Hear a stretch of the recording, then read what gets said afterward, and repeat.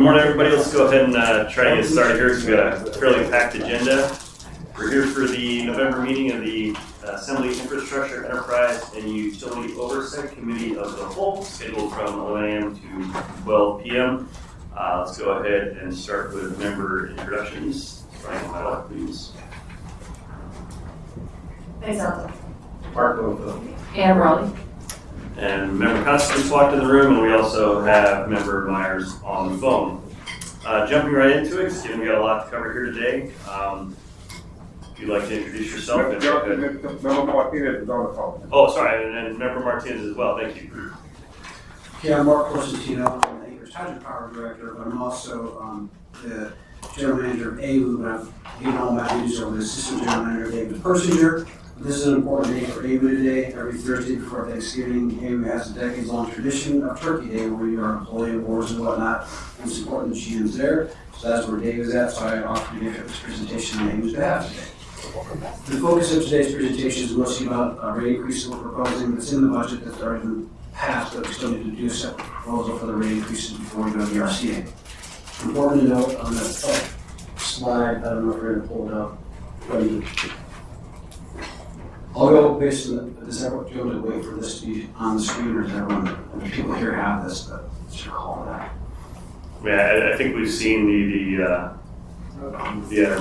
rate increase. Well, the PowerPoint wasn't up. I don't know if you wanted to Hold on, sorry. Apparently our PowerPoint license isn't working. Can you go ahead and I can go start ahead with that? without that. Yeah, so the folks that have a paper copy of this slide is, look, our mission and purpose is essential community services for safeguarding the health and the public through environmental stewardship and water and wastewater services in a sustainable manner. That's important.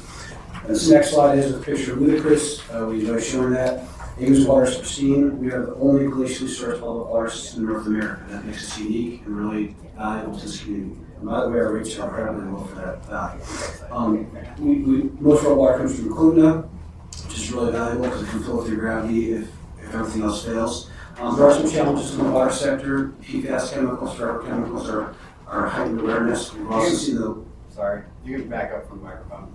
Oh, sorry. We also have the lead copper rule that's going on, even though we don't have lead in our system. The whole point is we have to follow regulatory rules. PFAS is unique. They are chemicals. We've seen them in a couple of our wells, which the next slide will show, which is an important slide. What it's showing us is that we have lost production capacity in our water production. What the slide shows there is the blue and red line show kind of the variations we have seasonally through the years of water production, and then the green line is kind of the average overall. What it also highlights is how critical Kootenai is to our system and the water utility, because without Kootenai, we can't meet our demand. And we have additional wells, we have Ship Creek, but they alone will not meet our water production. We have to have Kootenai. So protecting Kootenai is really paramount to the water utility in this community. Next slide, we get a lot of awards because we do a really good job of making sure we're complying with the environment. And both on the water and the wastewater side, like the water side, has challenges with PFAS, human health criteria, fog, so on and so forth. So there's cost to all that stuff. Now, getting on the rate slide, what we're here for. Important to understand, two separate regulated utilities, water and sewer. They're recovered based on historic test years, so we bill in the arrears essentially. So our rates, our audited financial statements dictate our rates.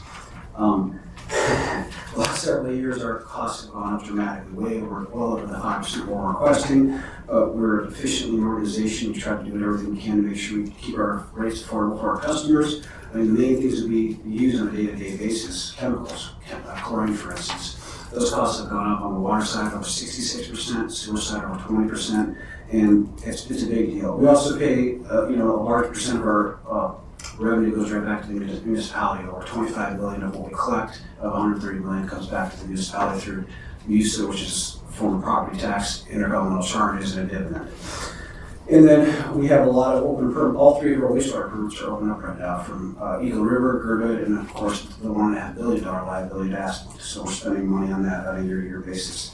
What we've asked for this year is a 4.5% rate increase, which is annualized. Our rates are going to get delayed this year a little bit because we have to wait for financials to be done, so we're not going to impose this requested rate increase. It won't start until February of next year, but we need to go before the Assembly and the RCA and request it this year. And so it's a 5% rate increase, but annualized is 4.5%. The combined cost for both utilities is a $6 a month increase from what we have today, about $3 per utility. What's important though, so there's what the next two slides shows. The water rate increase, if you look at that, the single-family residential will go from $61 a month to $64 a month approximately, and then there's the other metered kind of charges as well. Same thing on the sewer side, next slide. Again, going up from 55 to 58, $3 per month increase on the sewer side with the metered charges also shown there as well. Those are the 5% across the board rate increases, 4.5% annualized. Now, the next slide is also important when we talk about this. Look, AU's rates, we're a lean and efficient organization. Our rates are below, I have them below the national average. And that's based on, and on top of the fact that the cost of living is 20% higher and increase in the national average. I mean, the electric utilities that we compare ourselves with, their GHG rates are 33% above the national average for electric rates. That hurts us, that hurts our community. And that hurts it, it has an impact. So when I say when their rates increase, our rates are going to increase to some degree as well. But we're at or below the national average, and that's an important feature. We do the best we can to keep our rates in check and maintain a bond rating, because our rates are important, but we have to have enough revenue to borrow money to keep our infrastructure in working order for the community.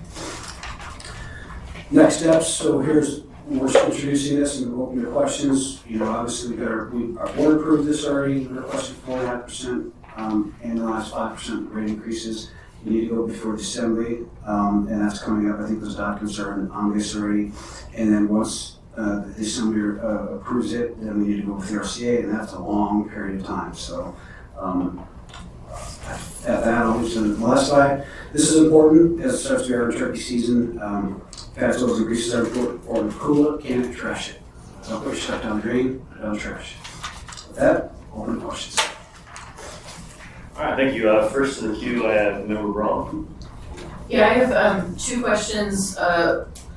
One is just to unpack the water and sewer impacts to customers, and then the other is on process. So I live in an HOA, and so I was just curious, we own our condo, and I know there's also folks in apartments. So can you just unpack what unmetered single family residential and then metered residential, like what types of housing does that include? Well, single family residential are not metered by and large, but if you're in a condo, so when you get into a duplex, duplexes are optional metered. They may or may not be metered.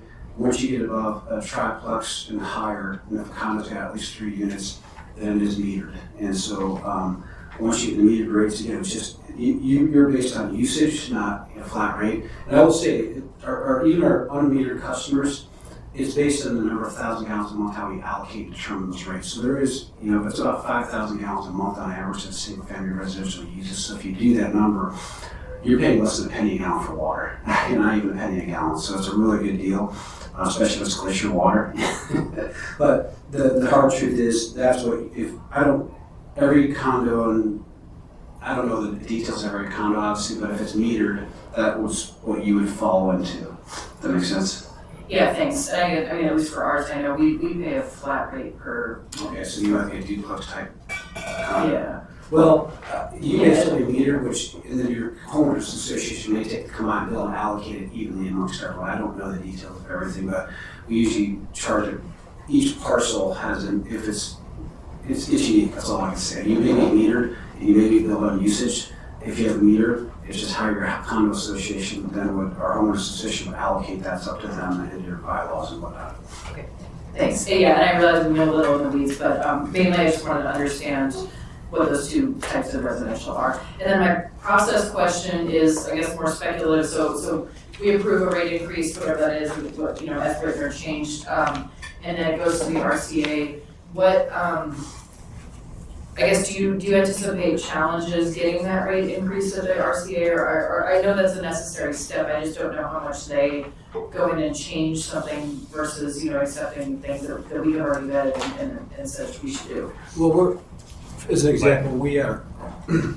Everyone can hear you fine. Without You this? can't hear yourself. Okay. It's clipping on my end over here. Gotcha. I'll turn it up for you. I'm not sure I caught the entire question, my apologies, but I think I caught the gist of it, which was, what is the RCA's role in this? What can they do? The RCA has ultimate adjudication of our rights. They could change them based on what we present. As a matter of fact, we're in a rate increase from last year, 2024 rates that are interim refundable, and that rate case is going to occur in January where they make the ultimate decision, and they always pressure us to change them. Yeah, I guess my question wasn't so much the basic process, but just what is the likelihood that this would get changed or approved as is from your perspective? Well, they have 45 days from the time we submit this in January to do interim refundable.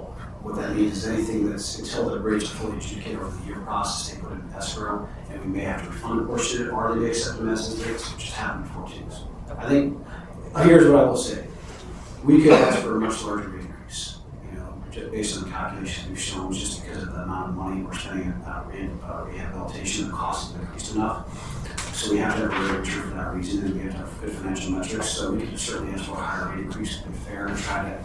Or with all the cost burden of the community at large to make sure we're fair and equitable. And the RCA, I think, and the Attorney General's office have recognized and appreciated that, so they've been generally good with accepting our rates as is, but it's always subject to. Thank you. And then I think maybe members Alto, were you trying to get in the queue earlier? I saw a gesture. No? All right, well then, we're going. Thank you, Mark. So is there any kind of way we could get a projection over several years what your thinking is on rate increases? Yeah, that's in the budget that was approved. There's an 8-year summary, and that's the budget's a big book, but we show an 8-year summary of projected rates, dividends, and so on and so forth. So if you have the budget book, it does show that it projects that through 2030. Okay, so what I don't have it in front of me. What is the kind of snapshot of the rate increases for the next maybe 5 years?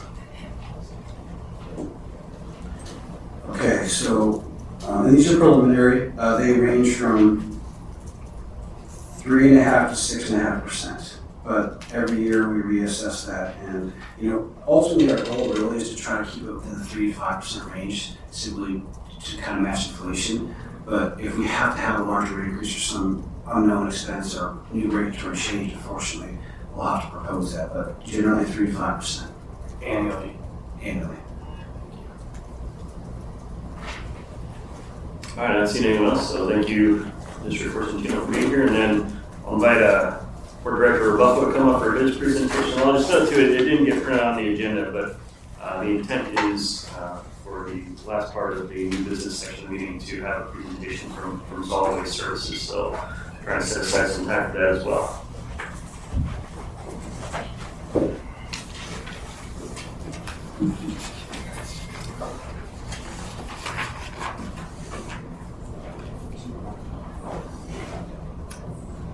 Hold up the slides. Did you give me slides? Yes, that was what was on the red thumb drive that you gave back to me.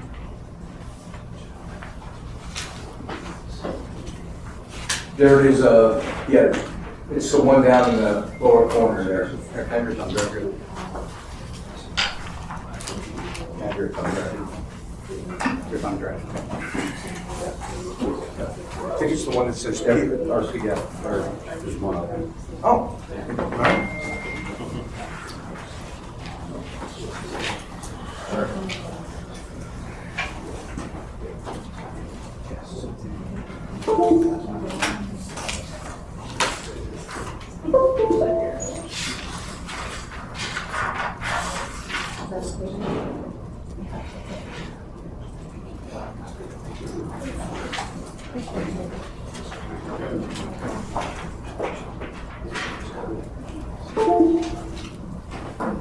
I guess while we're pulling up the slides, I'll just note for everyone here, another congratulations to our board director, Mr. Steve Buffalo here, who was just recently elected to serve on the board of the AAPA, the American Association of Port Authorities. And as I understand it, the first time director from Alaska has been appointed to this level. Yeah, it's pretty prestigious, quite a little bit of a surprise. So, yeah, there we are, yeah. Thank you. Yeah, I will do my best to represent well. Usually it's the big ports that get the lion's share of the notoriety on that board, but it's the new administration of the association has opened it up to ports like ours, more regional ports and the river ports, to provide a little bit more of a breadth of understanding of how different ports operate. So I'm excited to do that. While this is, I think everybody's got a copy of this. So for the interest of time, I'll just go ahead and get started. Okay, 2 subjects I wanted to cover today, if you don't mind. And one of them is I promised you at the end of our first season under the new rules of engagement for the Ship Creek Small Boat Launch, I would come back and give you a recap of what the costs were for the port and a little bit of a look ahead on how we're going to manage things next year, since my understanding is the going-in argument is we will do this for at least a couple of years, 2, maybe 3, while the municipality decides long-term what it would like to do with the small boat launch. So with that, we'll go on to the next slide.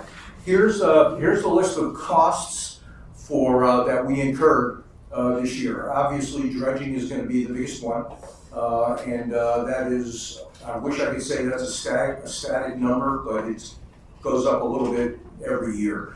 The restroom maintenance stays about the same, and there's a restroom down there that we have to keep clean. We control the amount of concern we have with it from, we used to get, quite a bit of vandalism in it, but it's got locks now on the doors, clock timers, so it's not open all night long, and that's cut down on the amount of maintenance costs we've had to do there. We had to make some repairs to the floats that we put in every year for for folks to tie their boats up to. The project management piece is that we have PTS is one of the engineering services contractors down at the port, and because we started this in a period of time where we did not have a port engineer, we needed a little bit of engineering expertise to help us through that. So that cost won't be there next year. And then port maintenance crew support, I just wanted to give you the amount of cost for what the port maintenance guys do, which is put the floats in, take the floats out, and do some minor repairs over the course of the season as they incur. All in, it cost us a little over $133,000 to operate the boat launch this year. And when we go to the next slide, you'll see what we collected. I think you skipped one. There it is, yeah. We collected $271 in launch fees. Remember, this was it's an honor system, $5 per launch. And some people pay it, some people don't pay it. I'd be remiss if I didn't say that the set netters, who are one of the primary users of the place, usually write us a check at the beginning of the year for $1,200, and they did not do that this year.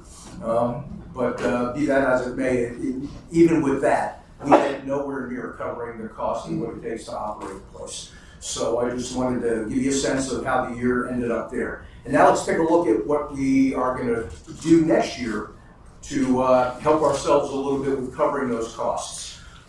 One thing that the folks who bid on this contract have told us is if we do it for multiple years, we'll get a better price because they can plan on it and not from year to year to year, and not have to wonder about whether or not they have the time in their schedules to do it.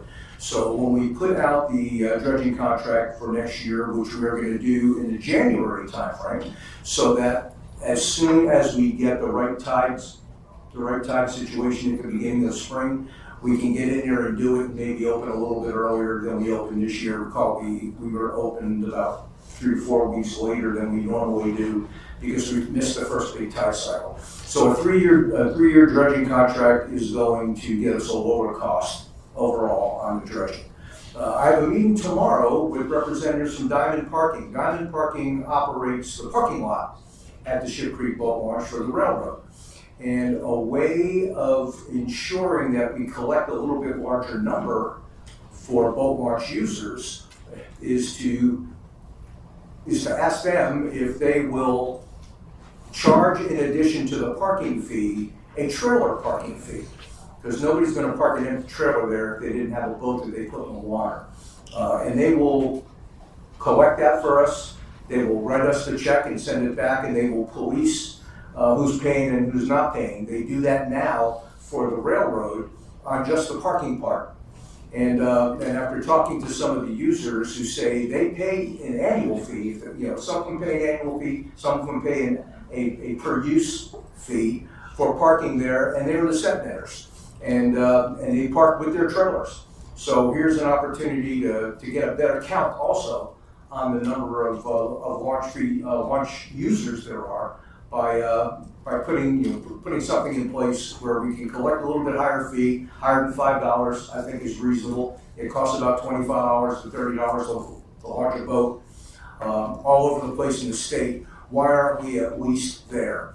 So I will talk to them about what that rate ought to be and see where that goes. And because we found out kind of the hard way that the Department of Defense, JBER, is a big user of the boat launch, and they don't pay anything.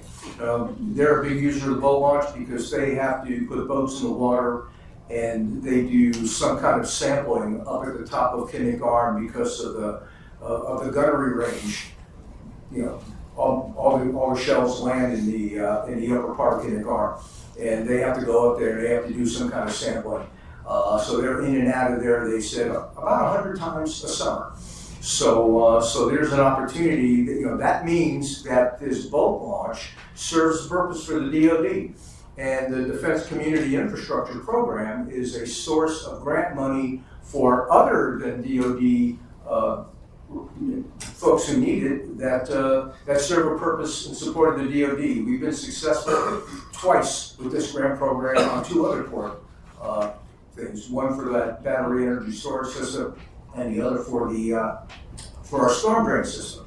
So we would give it a go for this as well. And this is not a high dollar value grant. And I'm told that the challenge to this grant program every year is everybody's asking in the millions. Yeah, nobody's asking in tens and hundreds of thousands. So there's change in the sofa cushions at the end of this that they're looking to hand out. So this is an opportunity to get a few $100,000 from through a grant application, and then it costs us nothing, and we can use that to cover the cost of the whole facility. So this is what our plans are going forward, starting in 25, and we'll see how successful we are when I come back next fall and give you the rundown. Okay, thanks. Before we jump into the PCT, I'll open up the question to see members I'll have your hand up, and then if you know. Thanks. So did we include the 25 costs in your contractual services in the budget we just approved? Great. Yes. Okay. Next. Hold on a second. Oh, I'm sorry. I think we have a question from. Yeah. Probably not a question. Well, first, I'm glad, I know this has been an issue that you brought up multiple times, and I know we haven't moved to a final conclusion on this, so I appreciate the work on this interim plan. And also, interesting that our small boat launch isn't a strategic small boat launch, it sounds like. So that's very promising, especially if they use it so much. My question is, have you circled back with the users yet with this plan? Because I know a lot of them reached out to us, I think it was in the spring, with concern about, what happens with this. And then my other question is there any, assembly action or anything required to put this into place, or is this really just a port operational decision? Okay. Answer the first part. When you say the users, you're talking about the boat launch users? Yeah, the senators. In fact, we met a week and a half ago and talked about this, and they're going to be very supportive. In fact, I think they will help us write that grant application so that we can do the best job we can and be as competitive as possible with it. And your second part of your question was? Just if this is really just a port operational thing, or if it needs to come back to us?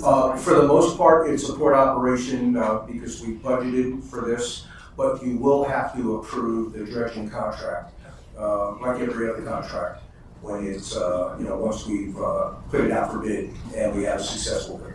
Okay, thank you. Mr. Johnson. Member Costa, go ahead. Yeah, thanks. Also, we would have to approve receipt of the funding if we got a grant. That's part of it. Right. I feel like we have to do a better job of figuring out a way to get the users to pay, right? We have to bake that in somehow, and even if it's a fee, maybe it's a fee for the organization that they figure out how to run it to their membership figure out who the primary users are, and then when we do receive grant funds, a rebate of some kind, so that everybody understands that they have skin in the game. I think if we don't figure that out, we're just gonna find ourselves in the same place when that grant opportunity dries up or when some other thing changes. And so I don't know how to manage that. That's kind of a very operational question. It is. Do you have a list of kind of the users of that? We have a loose list. We know the base uses it, and we know the set members use it, and we know anecdotally that there's going to be people that are just launching their boats and recovering their boats for recreational purposes, and we also know that the Cabela's and the Bass Pro Shops of the world will, if folks want to go test a boat, will go down to the boat launch and help them put it in the water there for those purposes. This is kind of like step one. This diamond parking thing is step one. The ideal way to do it is really to turn it into something where you've got to put money in a box and a gate comes up and you got access to it. Or Ideally, some permit. ideally something like that, or a sticker for your window that you pay in advance, kind of thing. Some of that requires some collection infrastructure to get put in place. A sticker won't do. It's the same problem as getting diamond to generally get most people, but a swing arm that is barcode activated, that has a prepaid membership or something along those lines might make sense. I know that would be a capital outlay to think through the engineering of how some kind of a gated structure for the boat launch would work. Not a gate to access the end of the run there, but to actually access the ramp. To access the ramp, yes. And so that would probably get you closer to an honest pay structure. Would be, well, you just can't use it if you don't have it. An Iron Ranger of some kind that effectuates. And I agree. That's the challenge is it's got to be something that doesn't require a human to stand there to control the access to it. I go to my car wash and pay a monthly fee, and it reads the barcode and the swim arm opens. The technology exists, and so hopefully somebody internally can run down that process a little bit. And we'll take that on. We try to like a baby step approach in 25. The administration says please do this, but don't go for the banana stand, as my chairman used to say. We'll do this in 25 and prepare to do something a little more sophisticated in 26 and 27. It would be nice to have just a brief engineering plan for what it would take, and maybe what other reports do, because I'm sure it's not the first in the world to think this through. No. Just what's happening, how can we control access so that we do actually get users and cost causers to pay their fees? Yes. Thank you. Okay. I'll just quickly add myself in the queue. That as it stands today, I mean, the vast majority of these expenses, or pretty much all of them, are being paid by the port users through the tariff structure. And everybody went in that, eyes wide open, to include the port users. So part of our job was to keep the cost, the cost imposition on them as low as we possibly could. And I think, for the most part, we did that this year. What we really haven't looked at yet is what big capital expenses are going to be required, because there's erosion problems. There's a lot of failure problems that are looming on the horizon that are going to need a big capital. Over $1 million kind of expenses that are going to have to be put in down there to keep the place from falling apart. But we're not there yet. And we're not that close to the point where we can't live with what it is it looks like now. Okay, thanks. If that makes any sense. It does, thank you. Let's move on to the PCD. We'll go on to the PCT, and that's the next slide is kind of like the kind of a review of where we are right now. Everybody knows the port took possession of the facility post-construction in January 23. And since that time, cement operations have been going on for the last 2 seasons uneventfully. So we've had 10 cement deliveries over the last 2 years that have gone on uneventfully there at the facility. But what we haven't done yet is we haven't pulled up a barge or a tanker to offload fuel. And the big reason why is because the users asked us to perform this American Petroleum Institute recommended procedure on the petroleum lines, which is a procedure that's used when you put new plumbing into terminals. But because of the connectivity of the dock to the terminals down at the port, they wanted to hold these new lines to the same standard. And when you're talking about a business where at some point some of the fuel you're bringing in is jet fuel, and nobody wants to be the company that sells the jet fuel to the airliner that fell out of the sky. So we are sensitive to the requirement to do this. But then we are the government, and it takes us a little longer than a day and a half to put all the pieces, parts in place to make this happen. But where we are, okay, we can go to the next slide now.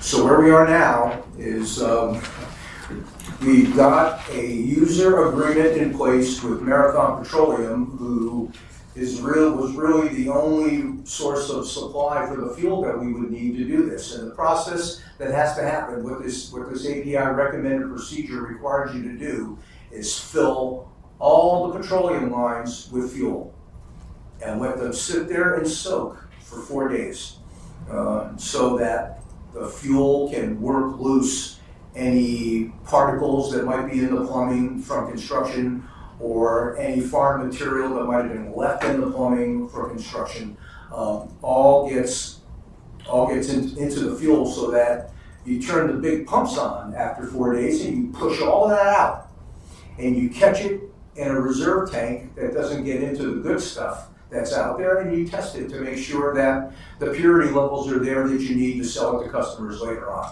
So it's a 4 to 5 day process. It's about a 4 hour process to fill all those lines. Then you let it soak, and then you push it all out. You collect it and you test it.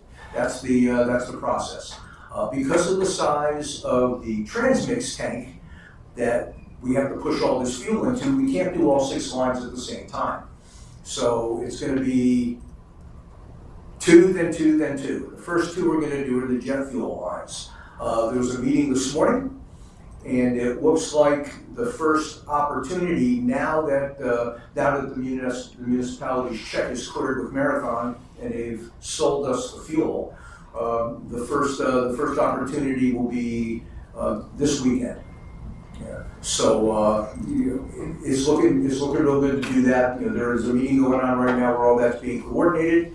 So by the time we get to the end of the Thanksgiving holiday, I'd like to be able to say that we have the jet fuel lines open for business at the PCT, and anybody who's going to bring jet fuel into the port now has a third petroleum dock that they could use to make that happen. So that's the goal. And then shortly thereafter, we will get the other ones done. We're going to climb the learning curve on the first go round, and if that means we still have to do 2 at a time, or maybe there's opportunity to do the last 4 at once, then we'll do that as well. But we're working very closely with the users to make sure that we're not impacting their delivery schedules, and we're not adversely tying up that transmix tank, which Marathon needs to use every week when they push fuel from the Nikiski refinery up to the port.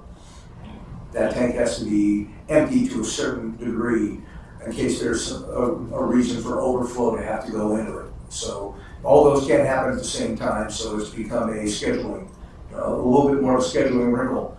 But we meet every week now with the users who are all ready to get this done, and as anxious as we are to be finished with it, to make sure we can do this as fast as possible now. Ideally, I'd love to say we're done by the end of the year. But there's an outside chance that we may spill into January to be finished. Member Dust. Thanks, Steve. 2 questions on the previous slide. You have a little note that says sole sourcing was the right answer, but not first reported. Can you briefly kind of Sure. explain what that means? Yeah, well, and you know me, and I've been here a while, and one of the frustrating things for the port is we knew from the very beginning when this requirement was established that the only way we were going to do it was to sole source with one of the petroleum companies down at the port to get the fuel, and the other was the sole source with Uniloven, who does all of the work on the POVI and understands the POVI and understands what modifications we have to make to the POVI. We were not allowed to sole source from the beginning. We had to go through fair and open competition, and we did that twice and failed twice, and that took up about 8.5 months of the time that we could have invested in getting this done. So in the end, we did in fact sole source with Marathon, and we sole sourced with Uniloven to get this done. And the partnership was always there. I think we had to work our way through what are the municipal processes and to try to go that way first before we could do it. Before we could do it in a fashion that that makes sense to the industry. So there's kind of two follow-on questions to that. The first one, maybe one's a comment and one's a question. I believe that that pressure was from a previous administration's purchasing director, not this assembly, not this, or even that assembly, that religious zeal that was placed on a process that we recognized wasn't going to work. It just cost us time and money. Yeah. And so what was the ultimate cost then of the flush and flow? Because that number went from really low to really Well, high. yeah, to moderate. it went from, it went from 3 million to up over 5 million. And now it's going to be down in about the $2 million range by the time everything is said and done. And it was always going to be covered. Wasn't going to come out of the port's budget or the city. It was going to come out of the excess grant money that we received for the PCT, because we requested a PIDP grant and a RAISE grant based on what we thought the cost of construction of the PCT was going to be. It came in lower. The actual construction cost came in lower, so we for all intents and purposes, asked for more money than we needed in the grant. So there was excess grant funds that MARAD has agreed to let us use for PCT-related functions that weren't in the original grant application, and this line soak and flush was one of those. So I don't know that I would say we asked for more than we needed. I think that we asked for the contingency, and the contingency was flexible, because I hope MARAD doesn't hear a suggestion No, that and it we does. asked for more than we need. I think we asked for a reasonable amount for what we projected. Oh, and yeah, based on what we knew at the time, Yes. the costs were going to be I absolutely. want this record to be really clear that we asked for what we needed. Okay. Yeah, when we found ourselves in a situation where, there was more grant money available than there was match requirement to use it for. We came in more efficient, the costs are different, in an unusual circumstance, we were able to get the project delivered. Like you just said, it's 2 million instead of 5. That's how we get there, not by asking for what we need. All right, thank you. You bet. Okay, thank you, Mr. Buffalo. I'd like to invite Eric Toth from Solid Waste Services to come up for last presentation for the day.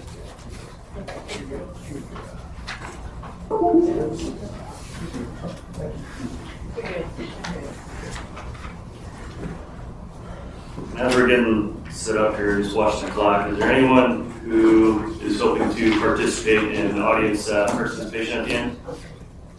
Do you know for the 3 minutes?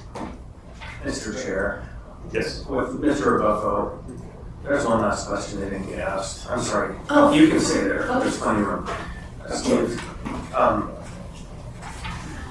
Subject to much consternation in the communications world, there's been some really interesting rhetoric out there that the Assembly has raised tariffs so high that there's a 7.5% increase coming for your goods, because Span Alaska has said so.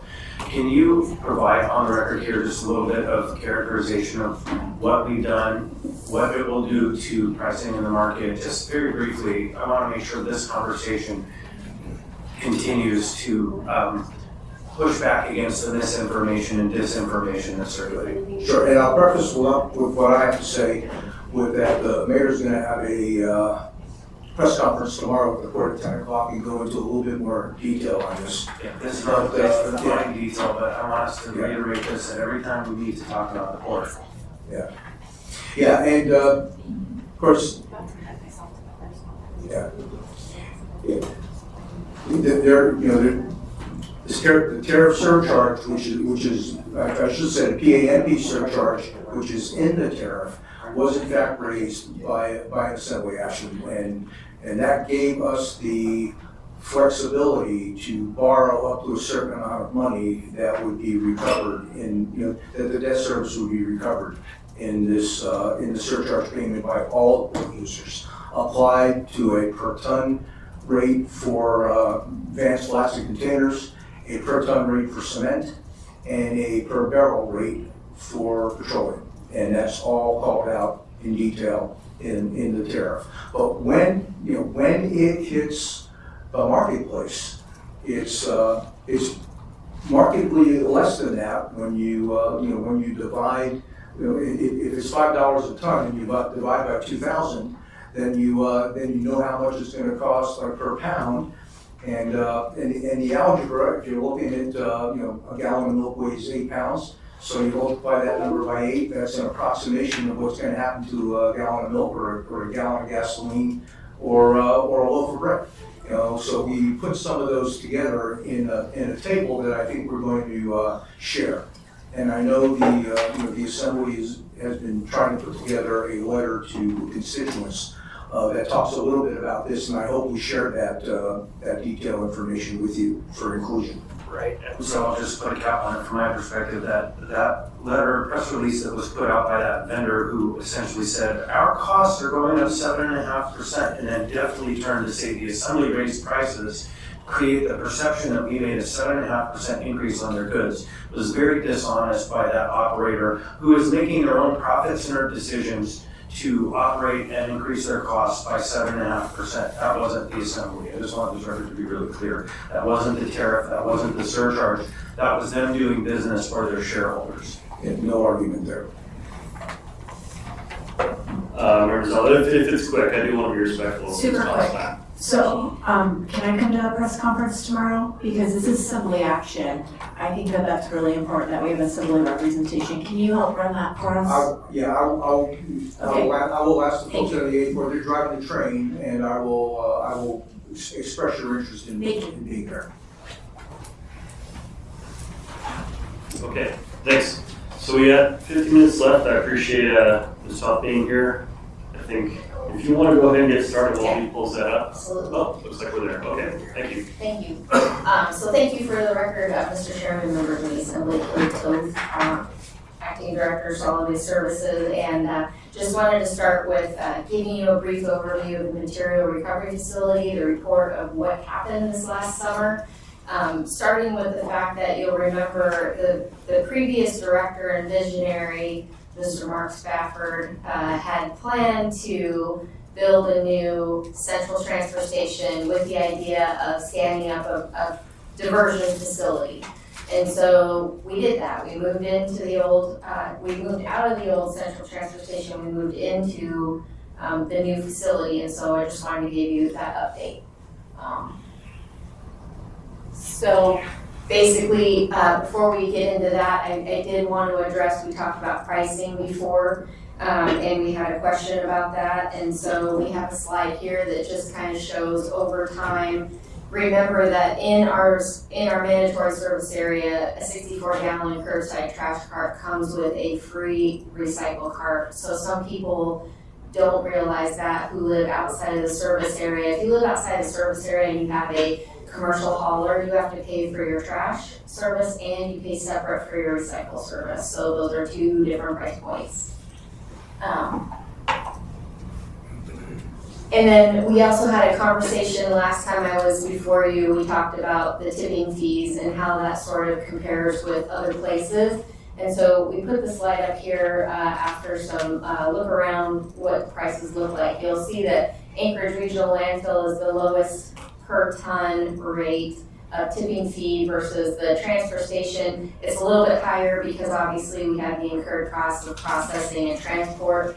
Then if you look at the other areas inside Alaska, we also went outside of Alaska, looked at a couple of West Coast facilities, just so you get a chance to see sort of the difference. Our tipping fees are very, very low, and we try to keep it that way for Anchorage residents. We also had a question last time about is you look at between 2013 and 2018, there were no increases in the tipping fees. And then since 2019, there have been increases. If we wouldn't have been keeping up with the inflationary amount plus the added operational costs and transitions and things. We haven't done that in a long time. And so this has positioned us very well, and we definitely appreciate the fact that this was approved through 2028. So we're starting to look at where we're at in the future with where we're positioned. And now into the material recovery facility. We stood up a new central woodlot. It was the first time that South Anchorage has had the opportunity to have a woodlot in Midtown with a really great partnership with the Anchorage Fire Department. We also are still planning to get remade back to the facility. There's a couple of administrative roadblocks there, but we're going to keep working on it. And then we also collected organics and also plastics. So with the organics collection, I'm pleased to tell you that even though we were open 3 days a week, we actually increased our conversion by 30%, which was fantastic, so that's great. And then we had 199 loads of bags and 168 pickup trucks that came. So we did this on purpose. This was the first time we ever had this kind of facility. So we wanted to sort of soft open and see what we could do. We also had a slew of staffing issues, so we knew we wanted to open, but we can only really do it at 3 days a week. This year we want to work on positioning to be able to keep open the same days of the week as the central transfer station so that it's open more, and we'll do a lot more advertising and marketing for it. We just wanted to do a soft open because we wanted to make sure we got it right before we rolled it out big. So plastics collections, this is Pat Simpson with Alaska Plastic Recovery. We had 2,686 customers who came between May and October for just free drop-off plastics. And Pat takes that plastic, if you remember, grinds it up, mixes it with some post-commercial plastic and turns it into grizzly wood. And then he's had several customers and stuff that help to, trail crews, boardwalks, fencing, any kind of Trex type wood that you would be looking for. That's what he makes. And unfortunately, we ran into some roadblocks to get him into the tipping floor for winter, which was not what ideal. It's not what I wanted, but we're going to get there. We're not quitting. We're going to figure out a way to get him there. So the program right now is on pause until we can do that. The woodlot this year, this last week, I believe you approved the new shredder. This is our little shredder that we had to transport from the regional landfill. So we have a larger one that's coming, but this is a picture of the operation there in the old AAA lot. We had 1,430 loads of wood and brush, which was fantastic. Those are our staff hours, and it worked out really well. We had we charged per load a flat rate. We had the AFD grant, and then we also subsidized with part of that $2 surcharge recycling. And when you mash that all together, it worked out to pretty much break even. So we didn't make money, we didn't lose money. I think it's going to be sustainable over the long haul, which is really great. And I think that residents liked it too, was the good feedback that we heard anyway. Woodlot customers just kind of shows you August. I mean, the word was getting out by July, and then just with seasonality, it backed off again. But I think even looking at the shoulder season between June and October, that's still a good delta amount of people that are participating. Whoops. So priorities. This was the black bear that showed up on the anniversary of our opening, so we figured that was a real Alaska way to celebrate our anniversary. But to share with you our safety update, I mentioned to you before we had several ACOSH violations that we had to work through. We resolved most of those citations, and we have now a subject matter expert in safety that's on board, and he is active and making big changes immediately, which is fantastic. and we will have that penalty resolved. We're paying this subject matter expert in lieu of fines, and we'll have that resolved by the end of December. Merrill if you've driven down 15th Avenue, hopefully you've seen some improvement. There was the multi-departmental effort with Merrill and PM&E to get the culvert that they put in there, and I think we made some good progress with that.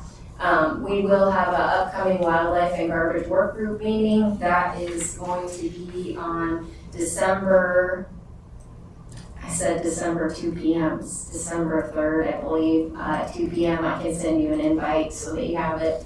But we're going to talk about wildlife zones, and tonight I will be addressing the Government Hill Community Council, where the Government Hill Community Council will be on the work group meeting too, and we'll be talking about wildlife zones and how we can roll that out, kind of pick up where we left off years ago and see if we can make a difference here in the community. A look ahead, our safety culture is very much a priority, and there's just such good energy there in the department right now, and people are rallying and things are happening, and it's really positive. We're going to be looking, you're going to hear in 2025 maintenance and operations plans, particularly with what I mentioned before with our gas collection system upgrade, our leachate projects that we've been doing. As always, the door is always open. We'd love to have you come and tour the facility. It's pretty fascinating how it all works, and there's been a lot of changes too if you haven't been out there in a while. But you'll learn more about that. And also, renewable natural gas is something, while we are going to be purchasing an additional flare, we don't like burning and destroying all that landfill gas, knowing that it's energy we could be harnessing and utilizing in another way. So even though we will be standing up that additional flare, just know that we're going to be finding ways to harness it here in the near future. And that includes working with Doyon where we are right now, and that's a whole nother conversation. I'll just keep it at a high level right now. And then also the waste to energy, you've heard us talk about that before, and as the previous visionary director has had this on his sites, and now he's the deputy director, so we're happy to have Mark Stafford at the helm, back at SWS, but in another capacity, so we appreciate that too. And that's it, Mr. Chairman. Okay, thanks. And I will also be plugging, having done the tour, it is fascinating. I highly recommend it. Going to the queue, first I have Member Burley. Yeah, thank you, and thanks for this overview. I have actually a separate question, but maybe relates to safety culture and operations. So my partner a while ago was dropping off some items at the transfer station, had a good experience, but unfortunately had to witness another customer basically have what I would describe as a tantrum at one of the staff for having to pay it all. So I just wanted to bring that up because I imagine that's not very common, but I feel bad for the staff, and so I just wonder if there's ways, kind of how you're addressing that, and if there's ways that we can be helpful in terms of communications, or really just, I guess, setting community expectation that it's not okay to be angry that you have to pay for a service. Thank you. Well, thank you, Member Brawley, and honestly, it is something that they bear the biggest burden, and that is our biggest turnover area, and so we are working on really employee empowerment and finding ways to be able to deal with that kind of stress. We do highlight a lot of self-wellness, self-help. We actually just tapped into the library, as silly as that sounds, but why would we not utilize the resources of the library and the LinkedIn Lynda system? And so they came over and did a presentation to show you that there's all kinds of resources for self-help, which was great. And also just plugging the EAP program for the municipality of Anchorage. But, we can't control other people. Tensions are high. People are dealing with a lot of things. And, yeah, they're the ones that have to bear the brunt of that. So even, you saying that, I'm going to go back to the team and tell them that you hear that, and they are heard and they are appreciated. So it means a lot for our team. Yeah, thanks. And yeah, I think it's just recognizing that hopefully we can encourage our neighbors to be adults. Thanks. Well, I'll just note too that, I like to remind people, nothing's ultimately free. So even if we made a program for you, or if we offered more discounts or coupons, those costs are just going to get passed on to users somewhere else. So at the end of the day, the operations cost what they cost, and that has to be borne by the customers. So Again, if you wish this piece of it, you didn't have to pay for it, you'd have to pick it up somewhere else. But that'll go to Member Constant. Thank you, Kelly. I just want to go back to the price slides. I guess it's for, so I was on the body when we initially approved this kind of multi-year increase. Mr. Spofford made a proposal and suggested that it had been years since rates, and so we're out of alignment with the pricing. I think you were the CFO at the time. And so this projection now is showing like upwards of a 5% increase at least for the next 4 years on the collection side, and it drops down on the outer year for the disposal utility. Are we looking at 5% a year every year from now on, or what's the arc of this increased process? Because the way it was proposed in 2019, 2018 was that we have this period of time that we're going to be raising rates. I remember the graph that showed we're going to get to the point where we're kind of where the market's at. And so what's the plan? How many years? Like, what's the theory of change here? So Chair Constant, thank you for the question. It is definitely going to change, and the reason why I'm going to say that is because we're not going to be soon, we won't be comparing apples to apples for where we are today and where we're going to be in 2029. And the reason for that is because we installed all of those scales, and the majority of the lower 48 all weighs in all of the refuse. So however much you weigh in, that's what you pay for. So our plan is, and that's part of our administrative upgrade, is we're upgrading all of the software so that the software talks with the scales. We're going to do some piloting and tracking of all that data so that we can see, does that price point and charging by the weight and where do we land. SWS has no intentions of making money. Our plan is to try to break even and keep the rates as low as possible for residents. And that's part of the reason why I bring up to you the projects that we're doing, because we have some pretty high priced projects coming down the pipe, but that's not to say that there isn't, similar to the port, other grants and other funding and other opportunities, and we're always looking for that as well. So it's tough for me to answer that question of where I think we're going to be in 2029, especially with changing the whole structure of how we're going to operate. So with the collection utility, you're never going to get to the point where you're weighing consumer trash at a truck. And so that would just be in kind of the reflection of the tipping at the landfill, at the transfer center. And so I don't know that there's any comfort that the general public user would be able to take away from that. And so at this point, through this timeline, it looks like a greater than 5% increase every year until 2028, and then so there really isn't an end in sight for the increases. It's hard for me to say because we got to gather the data, we got to look at where we stand. That's not the intent. The intent is not an indefinite increase for forever.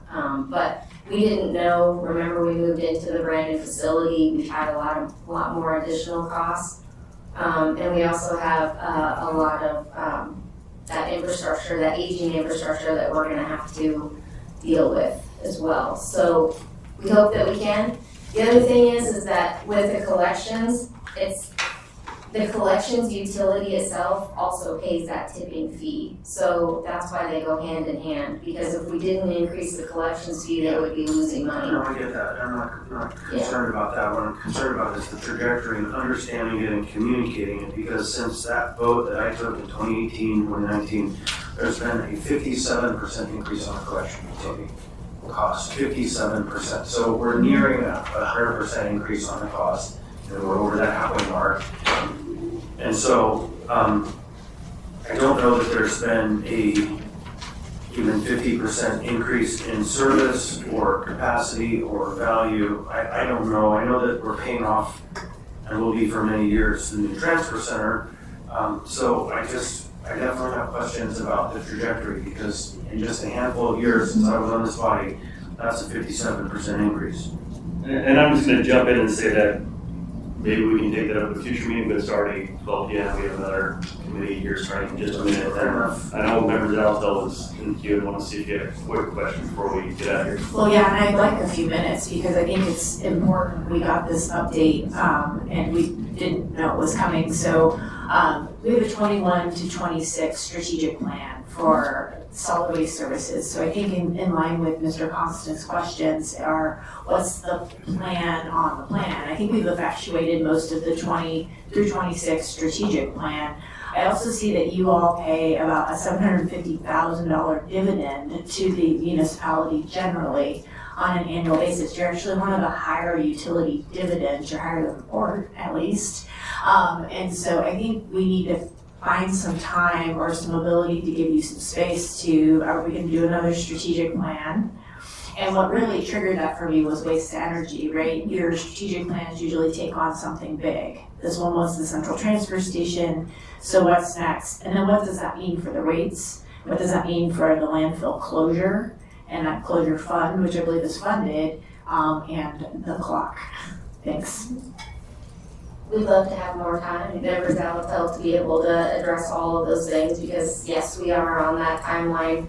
We've already started laying the groundwork with SWOT analysis and putting up the posters and everybody brainstorming and making that, and that is part of the where we were heading anyway this last year, so. I will make sure we set aside time for that. So it's 12:03, so let's go ahead and adjourn. Thank you.